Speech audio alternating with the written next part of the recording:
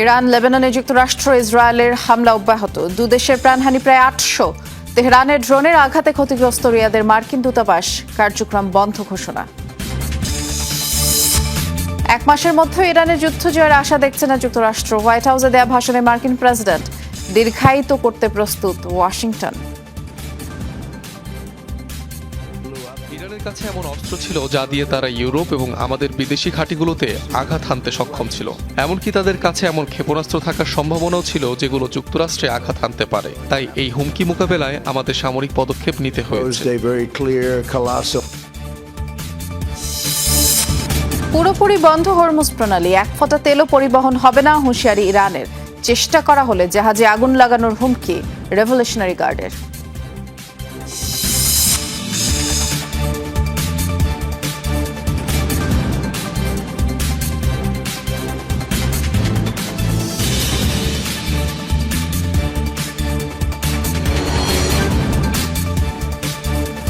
আমন্ত্রণ যমুনা আইডেস্কে, নুসরাত বৃষ্টির সাথে আছি। শিরোনামগুলো শুনছিলেন। ইরানে অভিযান চালানো ইস্যুতে এবার সুর নরম করল তেল আবিব। ইসরায়েলি প্রধানমন্ত্রী বেনিয়ামিন নেতানিয়াহু জানান, দীর্ঘমেয়াদে ইরানে অভিযান চালানো হবে না। এর আগে সোমবার রাতভর ইরানে হামলার পরিধি কয়েকগুণ বৃদ্ধি করে ইসরায়েল। যুক্তরাষ্ট্র প্রায় ২০০০ স্থাপনায় হামলা হয়। আবাসিক এলাকার পাশাপাশি গণমাধ্যমের কার্যালয়কেও টার্গেটে পরিণত করা হয়। নতুন করে আরও ৯৬ জন নিহত হয়েছে। নিয়ে ইরানের যৌথ হামলায় ৭৪২ জনের প্রাণহানি হয়েছে। যুদ্ধজাহাজ থেকে ছোড়া হচ্ছে একের পর এক মিসাইল। সোমবার রাতে ইরানের বিভিন্ন স্থান টার্গেট করে ক্ষেপণাস্ত্র ছোড়ে যুক্তরাষ্ট্রের নৌবাহিনী। এর পাশাপাশি হামলা চলছে বিমান থেকেও। ফাইটার জেটের পাশাপাশি এসব অভিযানে অংশ নেয় B-1 মতো বোমারও।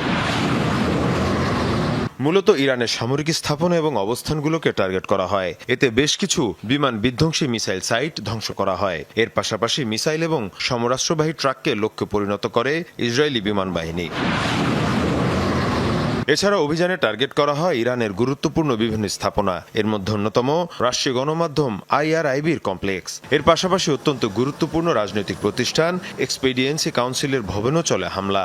এছাড়াও কারাজ এবং কোম শহরেও ইসরায়েল এবং যুক্তরাষ্ট্রের যৌথ তাণ্ডব চলে। সব মিলিয়ে নতুন করে প্রায় ২০০০ স্থাপনায় হামলা করা হয়। এ অবস্থায় হঠাৎই ইরান অভিযান ইস্যুতে সুর নরম করছেন ইসরায়েলি প্রধানমন্ত্রী বেনিয়ামিন নেতানিয়াহু। দীর্ঘমেয়াদে ইরানে অভিযান পরিচালনা করা হবে না বলে জানান তিনি। এর পাশাপাশি ইরানের সরকার পরিবর্তনের বিষয়টি দেশটির জনগণের উপর নির্ভর করছে বলেও জানান।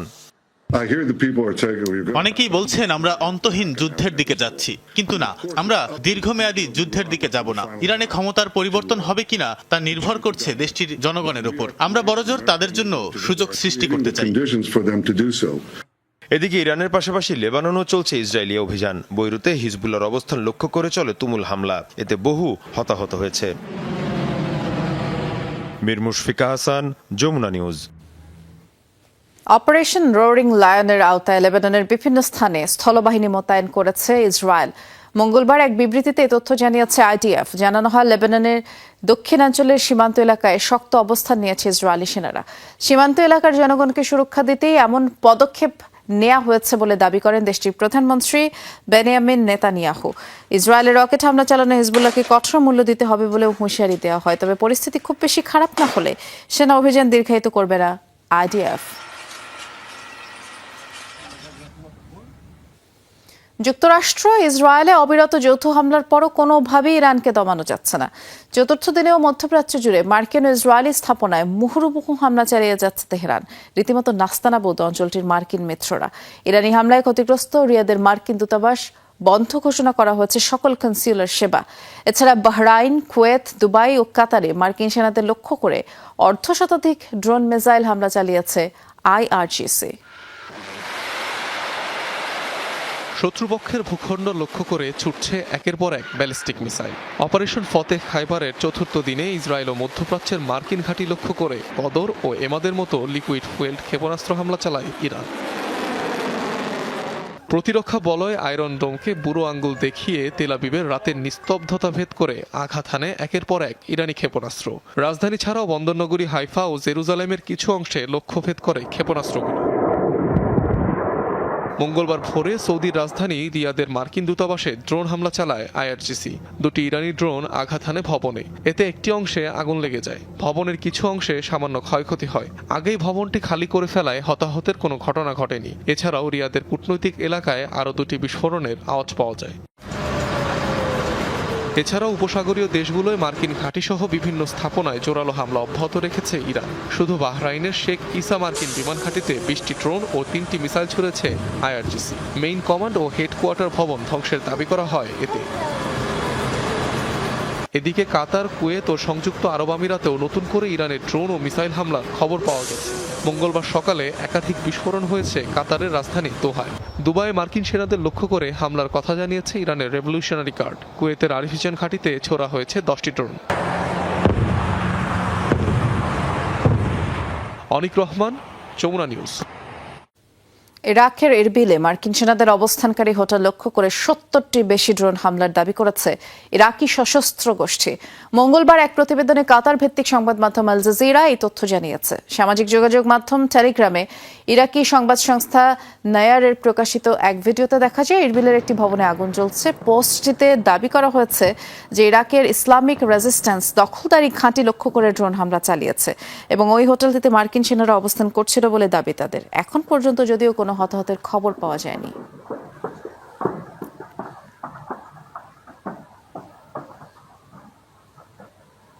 অবিলম্বে মধ্যপ্রাচ্যের 15 দেশ থেকে মার্কিন নাগরিকদের সরে যাওয়ার নির্দেশনা দিয়েছে যুক্তরাষ্ট্রের পররাষ্ট্র মন্ত্রণালয়। এ তালিকায় রয়েছে বাহরাইন, মিশর, ইরান, ইরাক, ইসরায়েল, ফিলিস্তিনের দখলকৃত পশ্চিম তীর এবং গাজা, জর্ডান আর কুয়েত। এছাড়া লেবানন, ওমান, কাতার, সৌদি আরব, সিরিয়া, সংযুক্ত আরব আমিরাত ও ইয়েমেনে অবস্থানরত মার্কিন নাগরিকদেরও সেসব দেশ ছাড়তে বলা হয়েছে। তবে এই নোটিশটি স্পষ্ট নয় বলে সমালোচনা করছেন বিশেষজ্ঞরা। ফ্লাইট বন্ধ থাকা অবস্থায় নাগরিকরা কিভাবে সরে যাবে তা নিয়েও কোনো নির্দেশনা নেই। এছাড়া দুটি ড্রোন হামলার পর সৌদি আরবের বেশ কয়েকটি শহরে বসবাসকারী আমেরিকানদের রিয়াদের দূতাবাস এড়িয়ে চলার এবং আশ্রয়স্থলে থাকার জন্য অনুরোধ করেছে মার্কিন কর্তৃপক্ষ।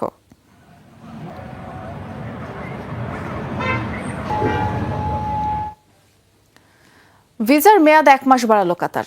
এন্ট্রি বা প্রবেশ ভিসার উপর এই নীতি কার্যকর হবে বলে জানায় দোহা। বিবৃতিতে বলা হয় যাদের কাতারে এন্ট্রি ভিসার মেয়াদ শেষ হয়েছে কিংবা শেষ হওয়ার পথে তাদের জন্য এই নীতি কার্যকর হবে। বর্ধিত মেয়াদ 28 ফেব্রুয়ারি থেকে ধরা হবে বলেও জানিয়েছে কর্তৃপক্ষ এবং স্বয়ংক্রিয়ভাবে এসব নিয়ম কার্যকর হবে, অর্থাৎ সম্পূর্ণ ইলেকট্রনিক পদ্ধতিতে এটি প্রক্রিয়াকৃত হবে আর এজন্য কোনো ফি দিতে হবে না বলেও জানানো হয়। ইরানের সাথে ইসরায়েল যুক্তরাষ্ট্রের যুদ্ধকে কেন্দ্র করে যখন পুরো মধ্যপ্রাচ্য উত্তপ্ত তখন ভিসার মেয়াদ বাড়ানোর এই সিদ্ধান্ত নিল দোহা।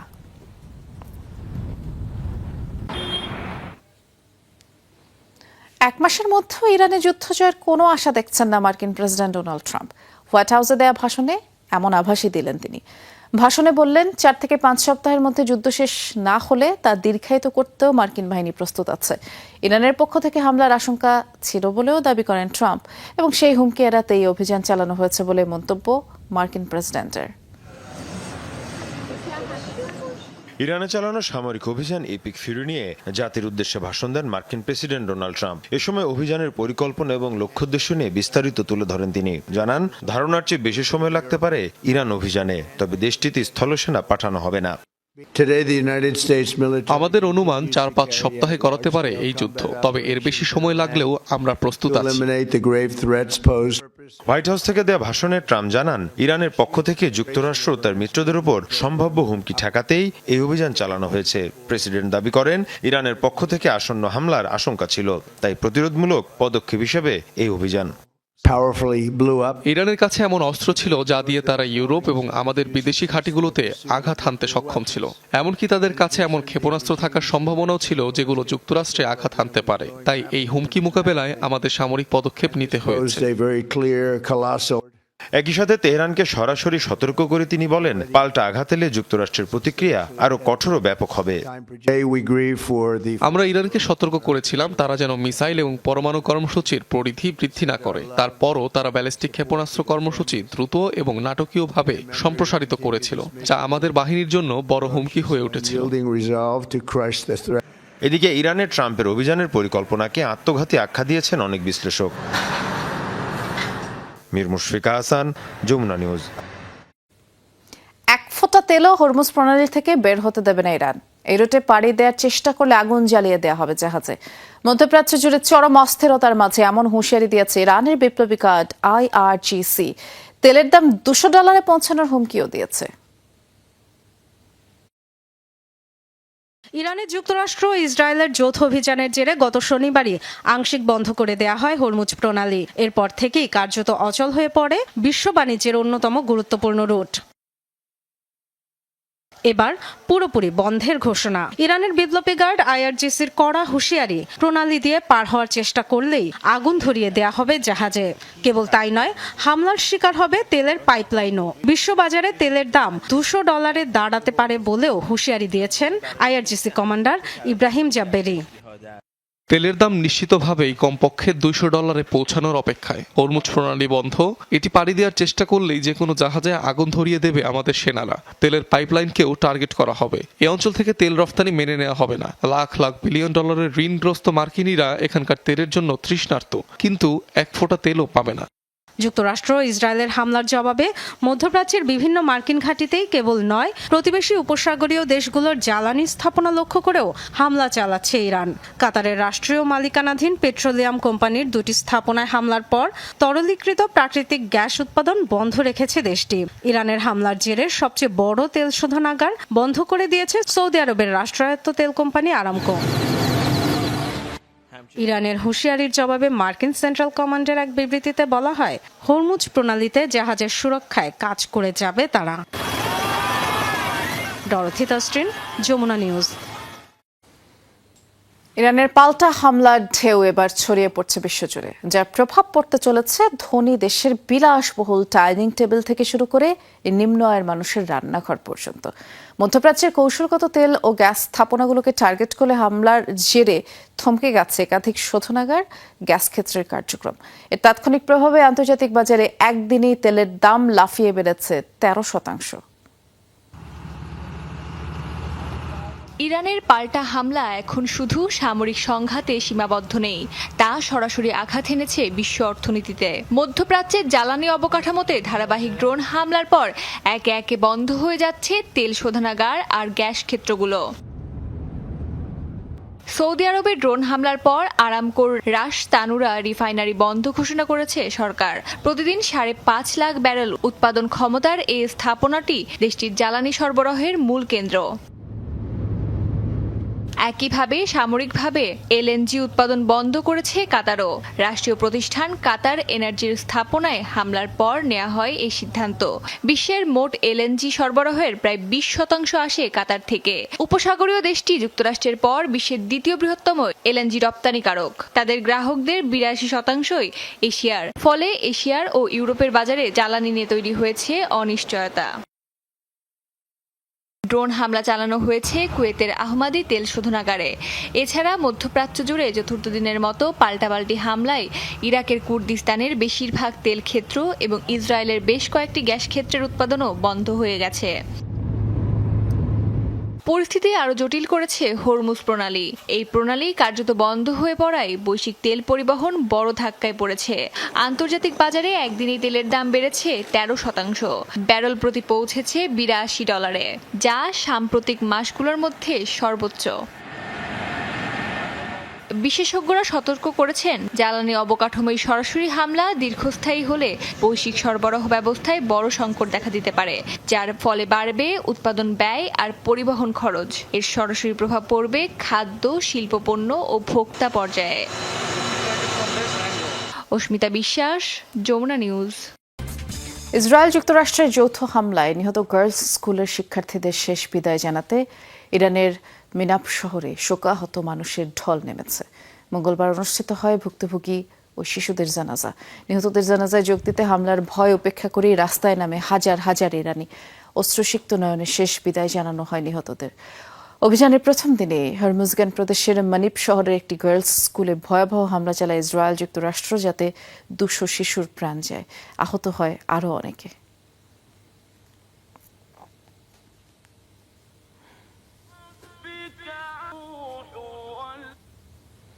ইরানকে ঘিরে সংঘাতময় পরিস্থিতিতে মধ্যপ্রাচ্যের বেশ কিছু দেশের আকাশ সীমা এড়িয়ে চলছে আন্তর্জাতিক ফ্লাইটগুলো। সৌদি আরবের রিয়াদে মার্কিন দূতাবাসের হামলার নিরাপত্তার শঙ্কায় কিং খালিদ আন্তর্জাতিক বিমানবন্দরে বহু ফ্লাইট অবতরণ করতে পারেনি, তাই বাধ্য হয়েই বিকল্প রুট ব্যবহার করে। আবুধাবিগামী 2টি ফ্লাইট ঘুরিয়ে নেওয়া হয় ওমানের রাজধানী মাস্কাটে। দুবাইগামী এমিরেটসের একটি ফ্লাইট ভারতের মুম্বাইয়ে ফিরে যায়। এদিকে মধ্যপ্রাচ্যে অবস্থানরত নাগরিকদের দেশে ফিরিয়ে নিতে কাজ করছে ইতালি সরকার। ওমানে আজকে পড়া এবং দুবাই থেকে যাওয়া 127 জন ইতালীয় নাগরিককে বহনকারী প্রথম চার্টার্ড ফ্লাইট সোমবার রাতে রোমে পৌঁছায়।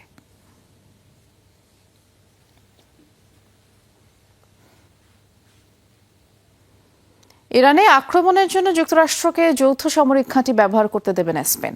ওয়াশিংটনের অনুরোধের জবাবে স্পষ্ট না জানিয়ে দিয়েছে মাদ্রিদ।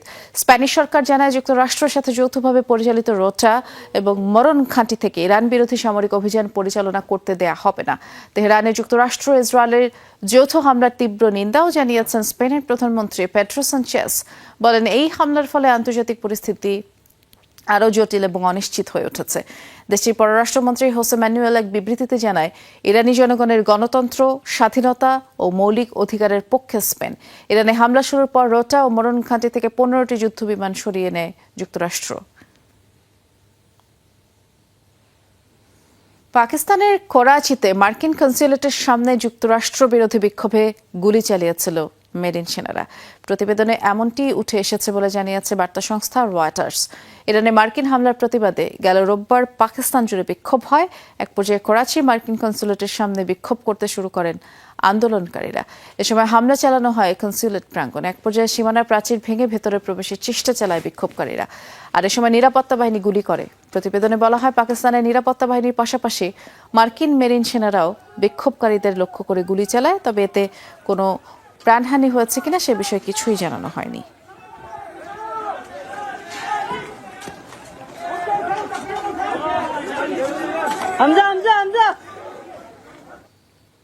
ইরানের সাথে যুদ্ধ শুরু হতে না হতেই বড় ধরনের আর্থিক ক্ষতির মুখে যুক্তরাষ্ট্র। এরই মধ্যে 3টি F-15 ফাইটার জেট ধ্বংসের খবর সামনে এসেছে। মার্কিন MQ-9 রিপার ড্রোন ধ্বংসেরও দাবি করেছে তেহরান। এছাড়াও মার্কিন ঘাঁটিতে একের পর এক হামলায় ক্রমেই যুদ্ধের ব্যয় বাড়ছে। এই যুদ্ধ দীর্ঘস্থায়ী হলে সরাসরি প্রভাব মার্কিন নাগরিকদের উপর পড়বে বলে মত সমর বিশ্লেষকদের। মাঝ আকাশে ঘুরতে ঘুরতে মাটিতে আছড়ে পড়ছে মার্কিন F-15 যুদ্ধবিমান। কুয়েতের আকাশসীমা পার হওয়ার মুহূর্তে যুদ্ধবিমানটি ভূপাতিত করার দাবি ইরানের। কোনো রকমে বেঁচে ফেরেন পাইলট। আন্তর্জাতিক বিভিন্ন গণমাধ্যম বলছে, যুদ্ধের ময়দানে এরকম 3টি F-15 ফাইটার জেট খুইয়েছে যুক্তরাষ্ট্র।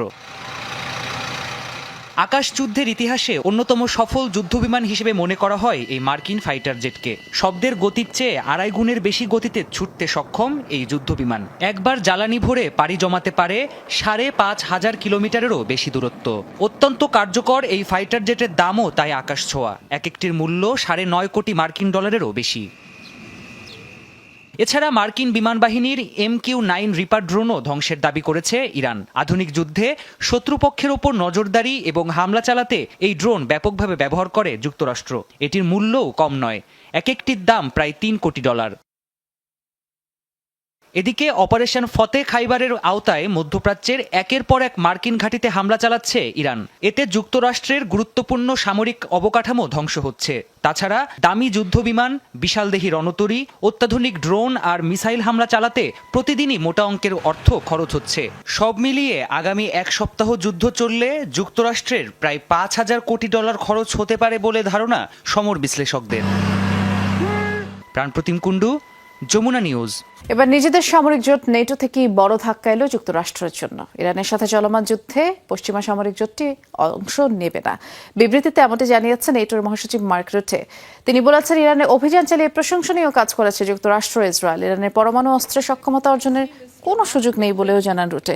তবে এই লড়াইয়ে নেটো জড়িয়ে পড়বে না বলেও জানিয়ে দেন তিনি। তবে নেটোর কোনো সদস্য এই অভিযানে আলাদাভাবে অংশগ্রহণ করতে চাইলে করতে পারে বলেও মন্তব্য করেন মার্ক রুটে।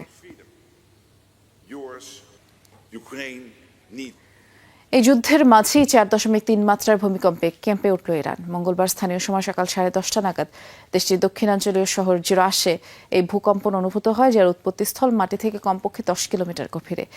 এসব তথ্য নিশ্চিত করেছে মার্কিন ভূতাত্ত্বিক জরিপ সংস্থা USGS। এখনও এতে কোনো ব্যক্তির হতাহতের খবর পাওয়া যায়নি। বিশেষজ্ঞরা বলছেন, ভূমিকম্প প্রবণ এলাকা হয় প্রায়ই এমন দুর্যোগ ঘটে থাকে অঞ্চলটিতে।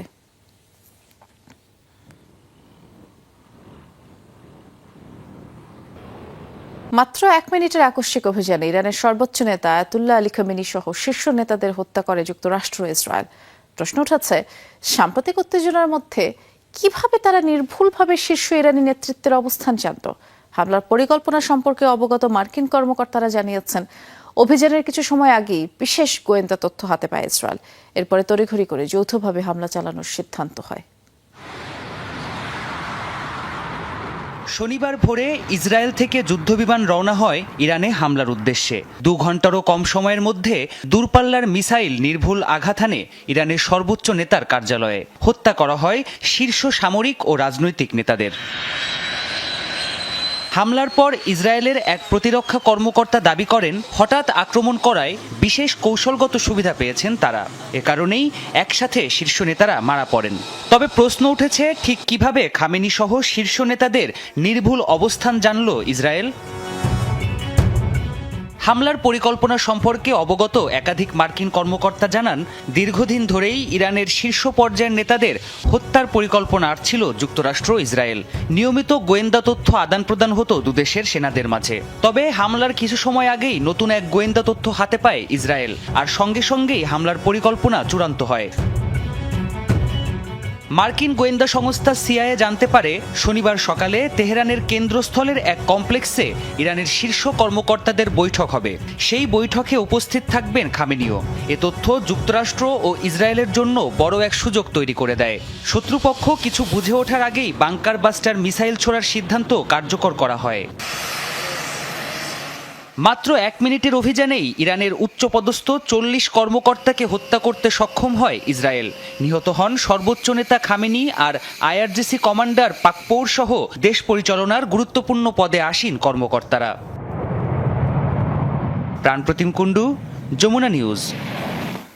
এই ছিল যমুনা আইডেস্কের আয়োজনে। সাথে থাকার জন্য ধন্যবাদ। নিরাপদে থাকবেন।